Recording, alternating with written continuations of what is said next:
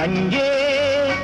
உள்ளம் என்றால் முயன்று காட்டும் எண்ணம் வேண்டும் இங்கே கோவில் என்றால் கோபுரம் காட்டும் தெய்வம் உண்டு அங்கே உள்ளம் என்றால் உயர்ந்து காட்டும் எண்ணம் வேண்டும் இங்கே பிறந்த நாடே சிறந்த கோயில் பேசும் மொழியே தெய்வம் இதை மறந்திடாமல் வாழ்ந்து வந்தால் கோபுரமாகும் கொள்கை நான் உங்கள் வீட்டு பிள்ளை இது ஊரறிந்த உண்மை நான் செல்லுகின்ற